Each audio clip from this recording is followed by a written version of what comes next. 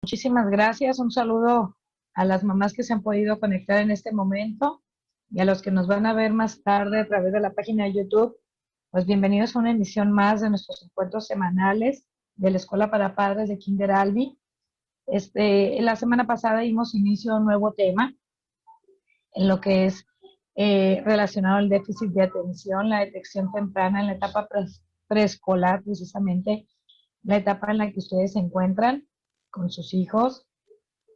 Y nos quedamos exactamente hablando un poquito de lo que eran sus antecedentes, la forma en que se diagnostica, ¿sí? Y ahorita vamos a arrancar con lo que pudieran ser los síntomas predominantes, con lo que nos basamos los especialistas en, en el área de la psicología o neurología.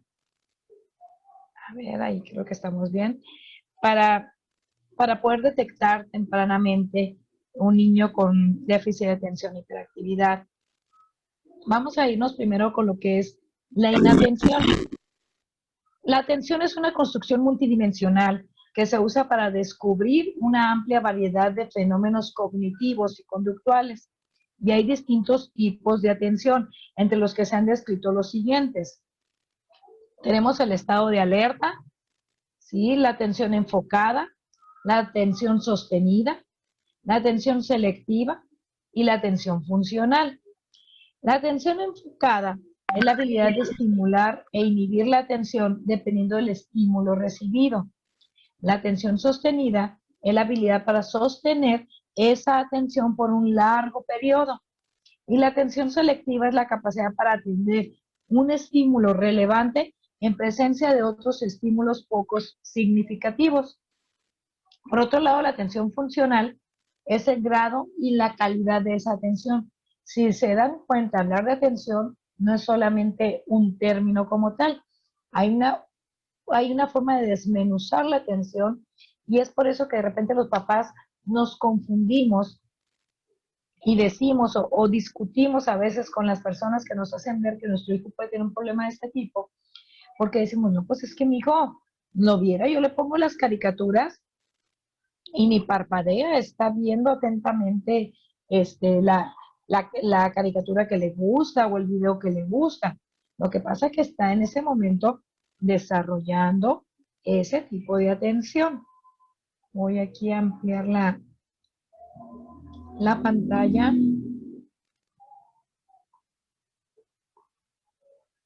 ¿Sí?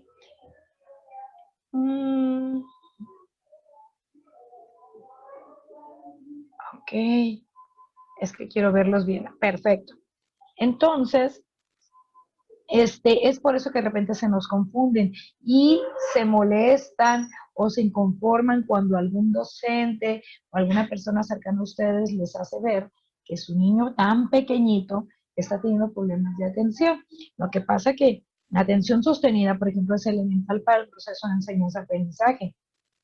Y nuestro hijo puede tener una atención a lo mejor de alerta extraordinaria, la enfocada, pero no la sostenida o la relevante o la funcional. Entonces esto es lo que está haciendo que el proceso de enseñanza-aprendizaje se vea afectado y no vaya en tiempo y forma junto al ciclo escolar o al programa de trabajo que se tiene diseñado para su niño. El término comportamiento inatento involucra una amplia gama de conductas, entre las que se destacan la falta de persistencia en actividades como el juego u otras desarrolladas en el hogar o en la escuela. Hay niños que están jugando una cosa y se van y brincan a otro juego. Y de repente entras a su cuarto y ves que bajó todos los juguetes porque no se mantiene atento jugando una sola actividad. Está brincando de una y otra a otra actividad. No es persistente en las actividades. También hay una carencia de orientación precisa hacia una tarea relevante o aburrida pero obligatoria, sobre todo en las clases de matemáticas o español. Vemos que el niño está muy atento al chisme familiar, se aprende perfectamente el mitote de lo que pasó con el tío y la tía y te cuenta el nombre, la hora y el lugar en el que sucedió, pero le preguntas por cuánto es 1 más 1 y no logra captarte lo que te diga los números del 1 al 10 y no logra captarlo, cuando tú sabes y te consta por las tareas y por el programa que tiene tu niño en la escuela, que es algo que ya debería de dominar o es algo que está dentro de su programa escolar y el niño no lo está adquiriendo. ¿Por qué? Porque está teniendo esa carencia de orientación precisa. Hay una falta de decisión y empuje, una falta de motivación. ¿Se acuerdan que también lo platicamos en las semanas anteriores? Cómo la motivación tiene mucho que ver con el desempeño de nuestros hijos en clase. Entonces, un niño que no tiene esa decisión y ese empuje por no estar motivado, pues no va a tener no va a poder mantener ese estímulo durante un largo periodo y se va a aburrir. A veces eso sucede porque, pues cabe señalar que hay maestros que no tienen a lo mejor las cualidades, la empatía para poderse relacionar con sus alumnos, y aunque estén muy preparados y tengan todos los estudios y los grados adquiridos, no saben transmitir el conocimiento. Y esto pasa en todos los niveles, no solamente en preescolar, en la universidad, en la preparatoria. Para los adultos que seguimos estudiando, de repente te das cuenta que algunos docentes, o sea, los disfrutas totalmente y no ocupas que te expliquen 2, 3 veces. Y hay otro maestro que te es una clase súper aburrida, cosa que estamos ahorita obviamente padeciendo en las clases en línea. ¿Por qué? Porque los niños pues tienen que estar con una atención sostenida, permanente, en un dispositivo que casualmente le pones un video, le pones una película y la mantiene perfecto, pero obviamente no es igual al estar escuchando a la maestra que te está enseñando un concepto nuevo y que además te está llamando la atención, te está regañando porque no estás atento. Y la maestra también, para ella es complicado estarse dando cuenta que todo su grupo esté conectado a la vez. Es un proceso complicado y como papá nos confundimos porque vemos que nuestro hijo sí está atento para otras cosas y para las otras no. Ahorita sí que los maestros están sacando lo mejor de sí, toda su creatividad, para poder lograr que sus niños estén lo más concentrados y atentos a sus clases. Entonces, es un, es un proceso complicado, aunque aparentemente suene sencillo, pero que muchos niños lo carecen y tienen dificultades para poderlo desarrollar. También una falta de atención sostenida. Es una tarea relevante como la observación de cambio frecuente de actividades. Lo vemos, como les decía, que está atento a una cosa, brinca a la otra, y ni siquiera la siguiente que brinca tiene relación con la anterior. Empieza un juego nuevo, empieza una actividad totalmente opuesta, porque para él es muy complicado mantener o sostener esa atención. No sé si hasta aquí estén entendiendo las diferencias en lo que estamos hablando de atención, porque esto es uno de los síntomas del trastorno de déficit de atención con hiperactividad. ¿Tienen alguna duda? ¿Todo bien? Todo bien, maestra. Muy bien, perfecto, continuamos. Ahora vamos con la hiperactividad. Ser niño, ser niño implica ser muy activo. Ser niño implica pues movimiento, implica inquietud natural, pero hay ocasiones en las que nos damos cuenta que hay niños que definitivamente sobresalen en esa hiperactividad, sí, hiperquinesia también, que se conoce de esa forma, en la que no pueden mantenerse en un solo lugar quietos. Claro, yo por ahí les comentaba la semana pasada, muchas veces tiene que ver con esa educación o esas rutinas enseñadas en casa, pero la mayoría de las otras, o la otra parte de las ocasiones, es porque en realidad nuestro hijo está teniendo un problema para autorregularse. Para él es complicado mantenerse sentadito, atento a la clase, atento a lo que la maestra le está pidiendo.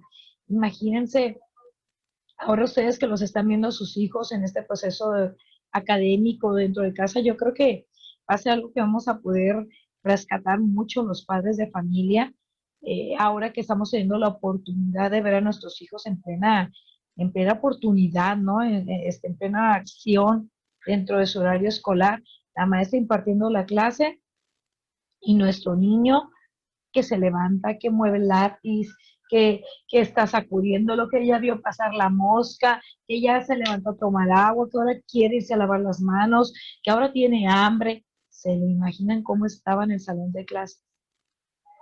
Ahora imagínense la dinámica de un salón de clases regular, donde regularmente hay un promedio de 35 hasta 45 niños, hay aulas muy numerosas, y un solo docente.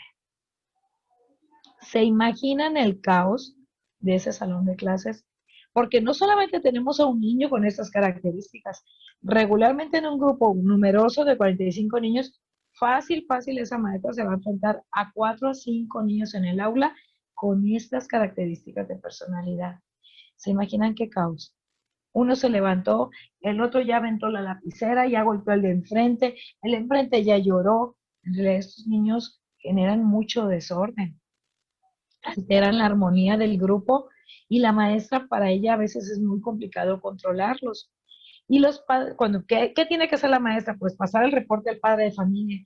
Y el padre de familia, como no está todas esas horas con su hijo en esa dinámica, pues tanto de interacción social como de enseñanza-aprendizaje, pues para él es exagerado lo que la maestra está diciendo, porque él lo ve en su casa por las tardes, muy atento a la telenovela, a La Rosa de Guadalupe, muy atento al chisme de la vecina, muy atento a jugar con el juguete que le gusta mucho o a sus videojuegos, porque eso es algo que me argumentan mucho los papás.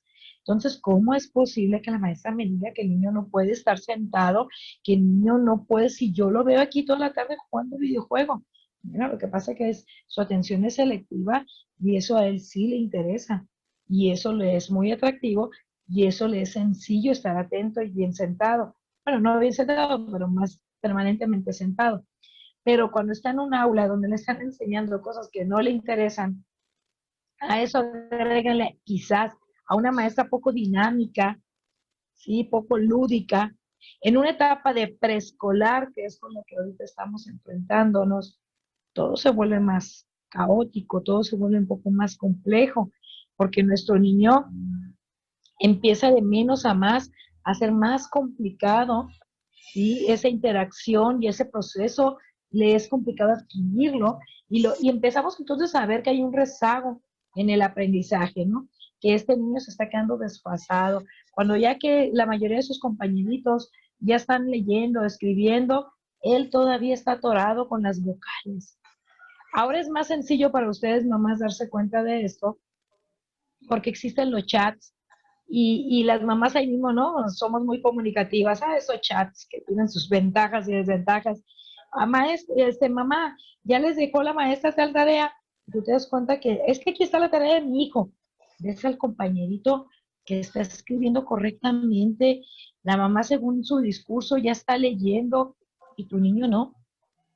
Pero si mi hijo es muy inteligente, lo que pasa es que la inteligencia no tiene nada que ver con esta capacidad de mi hijo, ¿verdad? Con esta hiperactividad que le está manifestando.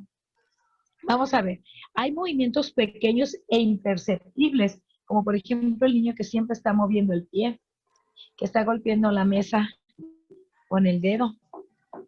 Que bueno, si estamos en un grupo pequeño con 10 niños y hay un niño toda la mañana haciendo esto,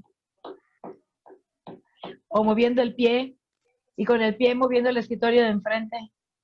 ¿Se imaginan lo que está sucediendo con el compañerito de al lado, de enfrente, del otro costado, de atrás? Bueno, ahí están los movimientos pequeños. Ahora vamos con los movimientos de coordinación gruesa. Es una inquietud, movimientos pseudopropositivos, persistentes, sin un fin específico, simplemente se mueve, se vuelve a acomodar, ahora se le cayó la lapicera, la vuelve a levantar, ahora va a sacar el otro libro, ahora quiere participar, levanta la mano, platica con el de al lado. Híjole, también esto provoca cierto desorden dentro del aula. Y el otro niño, como yo les decía, el verborreico, el que está hable y hable y hable, son unos tesoros encantadores, pero aparte de sus movimientos, se sueltan plática y plática y plática y plática, y la maestra le dice, guarda silencio, fulanito, guarda silencio, Juanito, y Juanito sigue plática y plática. O sea, es una plática excesiva, muy rápida y con múltiples tropiezos que hasta a veces llega a tartamudear. Ahora vamos con lo que es la impulsividad, porque hablar de trastorno de déficit de atención e impulsividad, como yo se los había explicado, a veces es combinado, es mixto o a veces es uno por uno, ¿sí? En impulsividad, el comportamiento de los niños impulsivos se caracteriza por una escasa regulación de las propias reacciones conductuales. Parece que actúan sin pensar, por lo general interrumpen la actividad de los demás, no tienen sentido del límite, la dificultad para esperar su turno durante el juego, su tendencia a trepar por todos lados, su modo de interrumpir las conversaciones de los adultos o tomar cosas prestadas, los hacen niños sensibles a tener accidentes y problemas. Los encargados a cuidarlos sienten que no pueden dejarlos solos por miedo a los peligros e imprevistos que se pueden presentar. Algunos investigadores han argumentado que la escasa regulación observada es consecuencia de la falta de control sobre estos tres procesos fundamentales en la inhibición del comportamiento. Es una incapacidad para controlar el impulso, la dificultad para detener una reacción iniciada y la dificultad en la planeación de sus acciones. Este niño, cuando menos pensamos, ya le aventó el lápiz al compañero, ya arrancó una hoja del cuaderno, ya hizo un avioncito y lo lanzó, ya se levantó y pidió la palabra y al levantarse tropezó la mochila, se cayó la botella de agua. Pobrecitos, siempre están metidos en muchas broncas y se van ganando, lamentablemente, pues de alguna manera una etiqueta. Por cierto, hago un paréntesis porque hoy 3 de diciembre es el día de la discapacidad, ¿sí? Y de repente acostumbramos a minimizar o a ponerle calificativos, adornar la discapacidad, decir al niño enfermito, el angelito. De verdad, hablar de discapacidad es aceptar la discapacidad. Y aunque hablar de déficit de atención con hiperactividad no es como tal una discapacidad, sino es una condición con la que el niño nace y que, como les decía muchas veces, es que altamente genética y viene regularmente del gen masculino, es mayormente heredado al hijo masculino. Existen esa tendencia, aunque obviamente hay niñas hiperactivas también, inatentas, pero es más presente, más latente en el niño varón. Y cuando está uno estudiando el caso y cuando hacemos la entrevista inicial, ves al papá con ciertas características y dices, no, pues por aquí va la cosa. Aunque a veces se sienten ofendidos porque les hago ver, ¿no? Que muy seguramente el niño heredó esta condición de parte de la línea paterna. Bueno, vamos a decir que el niño con déficit de atención es inatento, tiene hiperactividad e impulsividad y además va cambiando de acuerdo a la edad. Esto no se quita, papás. Esto no es una enfermedad. Esto es una condición.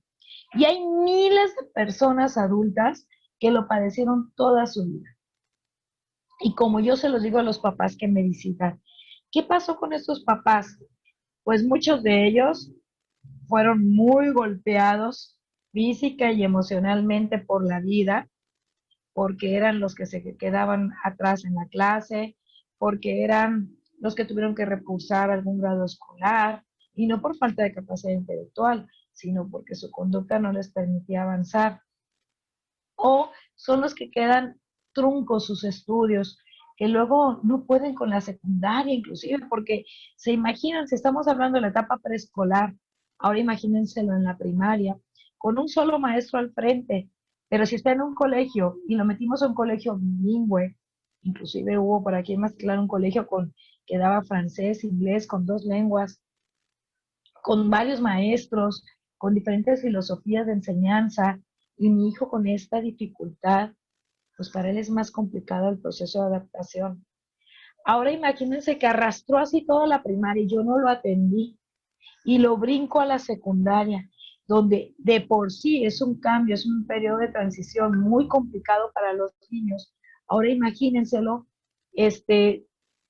cómo lo experimenta él con esta condición y viendo entrar cada 50 minutos a un maestro que trae una rutina de trabajo diferente, que trae una filosofía de trabajo distinta, que tiene una personalidad distinta. Algunos son más empáticos, algunos más lúdicos, algunos más duros. Pues este niño termina tronando, colapsando en esta etapa de la secundaria. Y la mamá tragándoselo, ¿verdad? De regaños, castigos y no haya qué hacer con él. Esto que voy a decir, aunque queda aquí grabado y no hay una comprobación científica como tal de lo que me voy a atrever a decirlo, pero les comento, yo trabajo en un centro de rehabilitación, siempre me ha gustado combinar mi trabajo con ello, es como una parte de mi labor social que me gusta, no sé por qué, desde un inicio siempre he alternado mi consulta con el trabajo de las adicciones y trabajo en la actual centro de rehabilitación en el que estoy. Llegan muchos chavitos entre 12, 14, inclusive 16 años, no menores de edad. Y cuando yo estoy haciéndole la entrevista, me percato que la mayoría de ellos tenían estas características. Y eran niños con problemas de déficit de atención y hiperactividad no atendidos correctamente, no diagnosticados adecuadamente. Algunos fueron diagnosticados, pero no fue dado un seguimiento correcto porque tenemos mucho tabú con la medicación, tenemos mucho miedo a que nuestro niño sea etiquetado, a que se haga dependiente del medicamento y muchas cosas que todavía nos falta como sociedad entender. Y llegan a esta etapa de la adolescencia siendo sumamente hiperactivos, con un cerebro donde su frecuencia eléctrica, porque les recuerdo que el cerebro es totalmente eléctrico, está acelerada, siempre haciendo unas interconexiones con cortocircuitos muy bruscos, y alguien por ahí les ofrece un cigarro de marihuana, pues sienten una relajación estupenda.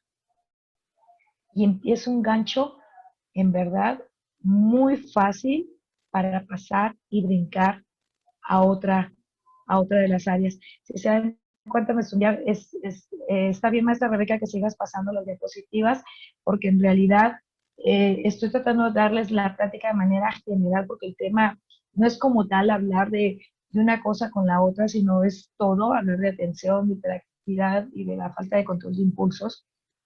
Y como estas personitas tienen ausencia o dificultades en el control de impulsos, pues no saben decir un no, se llevan con los más vagos de la colonia, del fraccionamiento, del salón, es el típico niño que se junta con el más tremendo y se hace ese grupito a una siempre escolar de los malandrines, ahí de los vaguitos, que son los que siempre andan trepados en el escritorio, que es el que anda dando el trancazo por acá, que se cayó, que se abrió la cabeza, que ya corrieron a urgencias. ¿Por qué? Porque es exactamente esos son los síntomas y los vamos a ir puntualizando. En la falta de atención hay una dificultad para centrar su atención y mantenerse en una tarea. No escuchan bien las instrucciones, pierden detalles importantes, no terminan lo que comenzaron. Es posible que sueñen despiertos o pierdan mucho el tiempo. Parecen distraídos u olvidadizos. No recuerdan dónde dejaron sus cosas. El hiperactivo es inquieto, se mueve constantemente, se aburre con facilidad, tiene dificultad para permanecer callado, hace las cosas deprisa y comete errores por descuido. Trepa, salta, juega bruscamente cuando no deberían hacerlo, molestan a otros sin querer. Y en el impulsivo actúa antes de pensar, interrumpe con frecuencia, tiene dificultad para esperar, empuja o toma cosas de otros, actúa sin pedir permiso y reacciona de manera emocional. Muchos de ustedes se han de identificar ahorita leyendo esto y me van a decir, no, pues mi esposo es así, mi papá, o yo tuve un hermano con estas características. Es que les repito, esta gente existió toda la vida.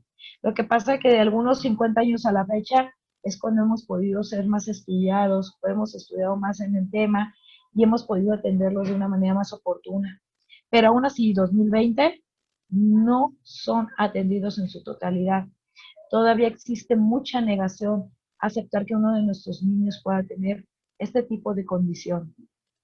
Pero mi recomendación y parte de lo que yo quiero hacer con esta charla con ustedes es sensibilizarlos, porque ustedes, que son papás de preescolar, están en la etapa más oportuna. Yo en realidad cuando me llegan niños de 3, 4, 5 años con estas características, yo que empiezo a hacer primero, pues determinar que lo es, ¿no? Hacer cierto protocolo que tengo que cumplir para poder confirmar que el niño tiene este prediagnóstico. Y digo prediagnóstico porque se corrobora en edades más tardías, o sea, en 5 o 6 años de edad ya pudiera ser un hecho. Pero son los criterios, esto que les está apareciendo en las diapositivas, son los criterios que contemplan nuestros libros que nos rigen, ¿sí? Y los 9 criterios de inatención, que es parte de lo que yo tengo que hacer cuando ustedes vienen a la consulta, deben de cumplirse 6 en los niños y 5 en los adultos, o sea, inclusive ustedes los pudiéramos evaluar si lo tienen. 6 criterios de la hiperactividad son los que se califican y 3 de impulsividad, y deben de cumplirse 6 en niños y 5 en adultos para poderlo determinar que lo tienen. La manifestación tiene que ser antes de los 12 años y deben estar en 2 o más contextos, que era algo que por ahí me preguntabas, creo que tú, Angélica, la semana pasada, que tenías sospechas con tu niño. Sí, no, si tú dices que solo en casa y la maestra te confirma que no es en casa, que no sucede en la escuela, tranquilízate.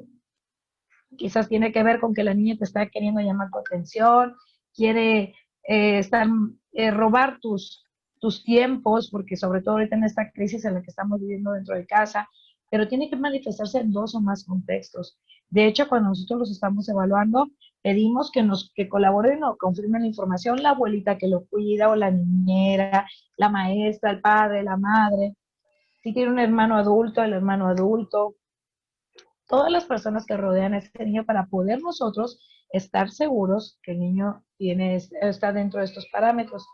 Hay una disfunción social, académica o laboral. A veces es solo social, a veces es combinada con lo académico, y cuando ya somos adultos también en lo laboral, porque estos adultos pues no aguantan mucho en un solo trabajo, son tan inquietos, son tan impulsivos, no respetan, no tienen límites, pues entonces les cuesta trabajo respetar a sus autoridades, les cuesta trabajo recibir indicaciones, y creo y vuelvo e insisto en que estamos en lo mejor de los momentos con sus pequeños, porque ustedes me llegan, yo lo diagnostico y entonces empezamos a atenderlos. Siempre propongo, dame la oportunidad de trabajar 3 meses con tu niño. Si con pura terapia y tú haciendo cambios estructurales en la dinámica familiar y en el contexto que lo rodea, no vemos los cambios necesarios, entonces sí te voy a canalizar automáticamente a neurología. Pero no crean que inmediatamente se manda a neurología cuando un niño tiene 3, 4, 5 años. En realidad, primero tenemos que confirmarlo, y primero hay que darle la oportunidad al niño de enseñarlo a autorregularse. La mayoría de los casos responden muy bien. ¿Por qué? Porque la mayoría de los casos es porque son ustedes los que están detonando este tipo de comportamientos, a no haber rutinas, a no haber disciplina, a no haber autoridades definidas, porque eso es una modalidad ahora, ¿no? Está muy de moda, que nuestros niños pues tienen muchas autoridades, la abuelita, la niñera, la mamá, el papá, la madrastra, el padrastro, la maestra, y el niño a veces también, que de por sí ya es un poco inquieto y con tantas autoridades, pues no sabe con quién dirigirse, ¿sí? Ahora, no, otro criterio es que no sean explicados por otro diagnóstico, que el niño no esté siendo inatento, no esté hiperactivo, no tenga un problema de falta de control de impulsos, porque tenga otro diagnóstico, porque a lo mejor tenga hidrocefalia, porque a lo mejor esté convulsionando. Entonces también hay que ver todo eso, y por eso hay que hacer un estudio concienzudo de la situación del niño, ¿verdad? Vamos con la siguiente. La vida de un niño con trastorno de déficit de atención y hiperactividad, a quien no se le ha diagnosticado ni tratado, es muy probable que esté llena de fracasos y de bajo rendimiento académico, que era lo que hace ratito les comentaba. Toda la vida existieron estos niños, toda la vida. Pero este niño no terminó la escuela, o se lo metieron de plano ahí al campo a trabajar, o a la empresa del papá, o terminó la preparatoria a tirones y jalones de una prepa en otra. No sé si conozcan a varios casos, pero yo, que estoy muy relacionada con esto, tengo muchos chamacos que han recorrido todos los colegios de Mazatlán por sus problemas de conducta. En lugar de ser atendidos, la mamá prefiere y se lo lleva a otra escuela. Y luego se lo lleva a otra escuela.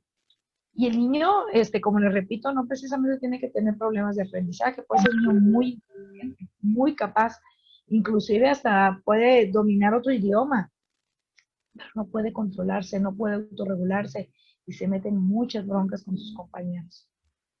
Es el típico bravucón también, ¿no? Bueno, vamos con la siguiente diapositiva. Ay, nos quedan 3 minutos. ¿Cómo es eso, Rebeca, tan rápido? Dios santo, querido. Bueno, yo creo que nos vamos a quedar aquí.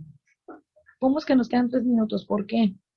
Estoy en shock. En mi reloj dice que tengo más tiempo. Bueno, si se corta el enlace, nos volvemos a conectar, así que no se me vayan a ir, porque yo todavía tengo unos 15 minutos más para estar en esta charla con ustedes. Fíjense muy bien. Quiero platicarles la historia de algunos de mis niños. Yo tengo, vamos a ponerle a Panchito. Panchito es un niño que ya llegó aquí como en tercero de preescolar. Se le dijo a la mamá y al papá que había la sospecha de un trastorno de déficit de atención con hiperactividad. Pero dice, bueno, como somos regularmente las mamás las que lidiamos más tiempo con nuestros hijos, en fin, voy a hacer lo que usted me dice, voy a llevarlo entonces ahora sí con el neurólogo, pero el papá dice, cuando llevan el neurólogo, no, es que este amigo me lo quiere traer drogado a mi niño, yo no quiero que tome ningún medicamento.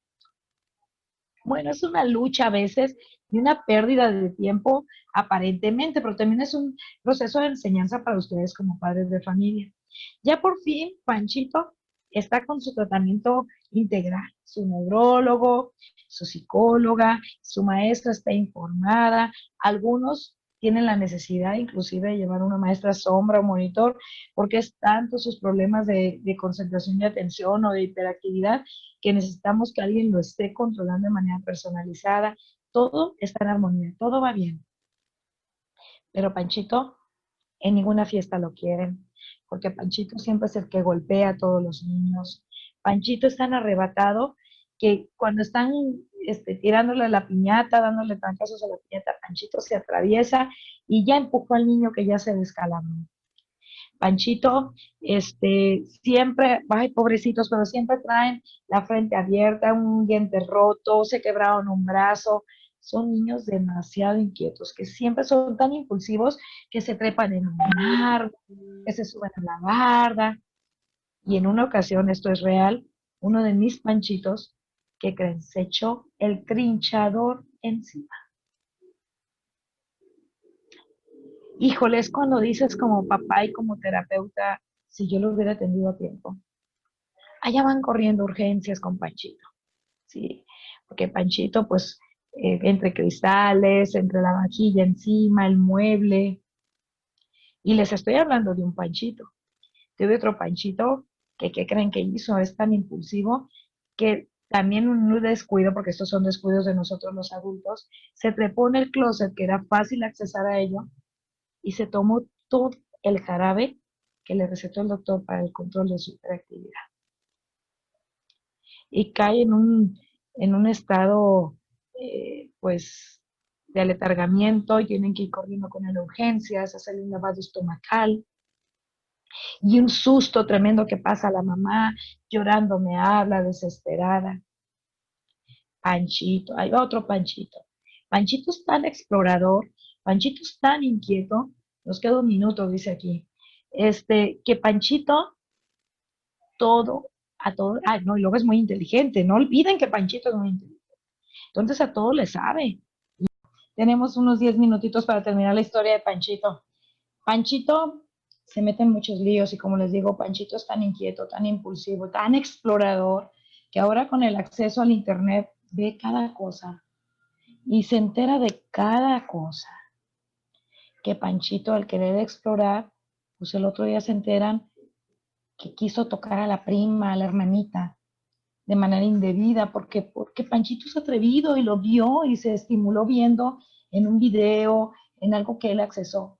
O sea, quiero que entiendan que de verdad es importante detectar a edades tempranas a nuestros Panchitos, a nuestras Lupitas, a nuestros Chullitos, a todos estos niños que están teniendo estos tipos de o manifestaciones de conducta, porque si somos inteligentes y pensantes, nos vamos a dar cuenta que papá o mamá o un tío o el abuelo, en realidad existen este tipo de antecedentes en donde alguien de nosotros tuvo estas características. Y obviamente lo que yo no quiero para mi Panchito es que le caiga el trinchador encima como aquel que les platico, porque esto no es mentira. Otro Panchito, ¿qué creen que hizo?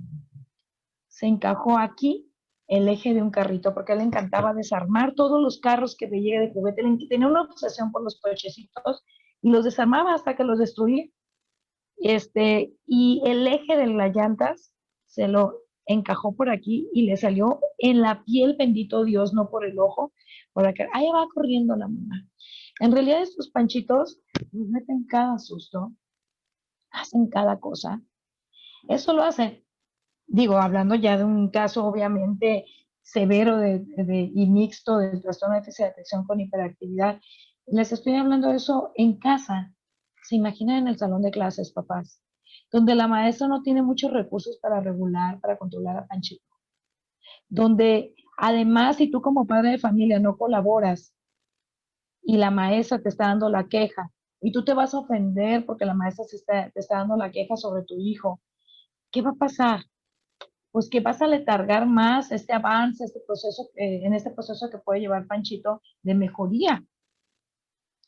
Y eso yo creí muy conveniente y es por eso que tengo esta charla con ustedes, porque creo que es muy importante que lo entiendan, que lo asuman. Me gustaría mucho, hoy tuvimos varios papás y así me gusta, yo sé que como siempre les menciono, es complicado que estemos muchos conectados hasta ahora, pero a mí me gustaría mucho porque sería como más dinámico. Pero me gustaría, para la próxima sesión, abrir nuestro tema, no tanto con bueno, van a estar las diapositivas de fondo, pero me gustaría con alguna experiencia, no de sus Panchitos personales, sino quizás de algún sobrino, de algún familiar cercano, porque eso es lo que nos va a retroalimentar, lo que nos va a ayudar a entender que esto es real, que esto existe y que podemos prevenir muchas broncas con nuestros Panchitos y Lupitas. Este, estos Panchitos al no terminar sus estudios, pues se meten en muchas broncas, se meten en trabajos que no son. Algunos se enderezan porque su destino así era, porque tuvieron una mano muy dura de papás muy exigentes que estuvieron muy al pendiente, pero se imaginan, la mayoría de los Panchitos tienen una mamá y un papá muy ocupados. Y estos Panchitos están a cargo de muchas personas que a veces no son sus mamás y sus papás. Si nosotros que los parimos, que los criamos, que los mantenemos, de repente no hayamos qué hacer con ellos. Ahora te imaginas la niñera, la de la guardería, tu mamá, la abuelita, pues, no hayan qué hacer con esta criatura. Esto es el déficit de atención con hiperactividad. Y parte de lo que quiero sensibilizarlos es de lo mucho que podemos hacer en la etapa de preescolar, que es la etapa preventiva totalmente, donde podemos ayudar a que estos niños no tengan dificultades para autorregularse o aprendan a autorregularse a edades más tempranas, ¿verdad? Tengo 5 minutitos muy buenos.